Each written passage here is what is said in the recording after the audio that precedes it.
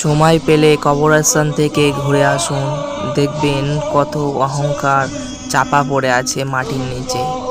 ডান চোখ হাতে বাম চোখের দূরত্ব যতটুকু মৃত্যু তার চেয়েও অনেক নিকট। মহান আল্লাহ তাআলা বলেছেন, তোমার পরিবারের পরিজনকে নামাজ পড়ার নির্দেশ দাও এবং তুমিও নামাজ পড়ো। রাসূল সাল্লাল্লাহু আলাইহি ওয়াসাল্লাম বলেছেন, একজন অপরজনকে কাফের অপবাদ না দেয়, কেননা অপরজন যদি তা না হয় তবে সেই অপবাদ তার নিজের উপরেই আপতিত হবে। রাসূল সাল্লাল্লাহু আলাইহি ওয়াসাল্লাম বলেছেন, তুমি অধিক সংখ্যায় লা হাওলা ওয়ালা কুওয়াতা ইল্লা বিল্লাহ বাক্যটি পড়ো, কেননা তা হলো জান্নাতের গুপ্তধন। প্রিয় নবী সাল্লাল্লাহু আলাইহি ওয়াসাল্লাম পাকা চুল তুলতে নিষেধ করেছেন, কারণ পাকা চুল হলো মুসলমানের জ্যোতি।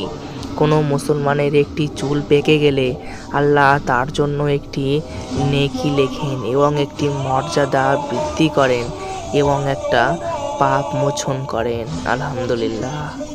রাসূল সাল্লাল্লাহু আলাইহি ওয়াসাল্লাম বলেছেন, যে ব্যক্তি প্রত্যেক সালাতের পর সুবহানাল্লাহ 33 বার, আলহামদুলিল্লাহ 33 বার, আল্লাহু আকবার 33 বার এবং লা ইলাহা ইল্লাল্লাহ ওয়াহদাহু লা শারীকা লাহু লাহুল মুলক ওয়া লাহুল হামদ ওয়া হুয়া আলা কুল্লি শাইইন কাদির সর্বমোট 100 বার পূর্ণ করবে, তার সমস্ত গুনাহ মাফ হয়ে যাবে, যদিও সমুদ্রের ফেনার সমতুল্য হয় না কেন।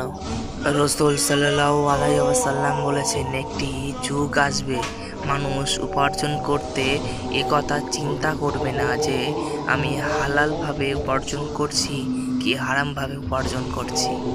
আমাদের ইসলামিক ভিডিওটা কেমন লেগেছে একটু কমেন্টে জানিয়ে দেবেন এবং একটা সাবস্ক্রাইব করবেন আমাদের নতুন ভিডিও পাওয়ার জন্য। থ্যাংক ইউ ওয়েট করার জন্য।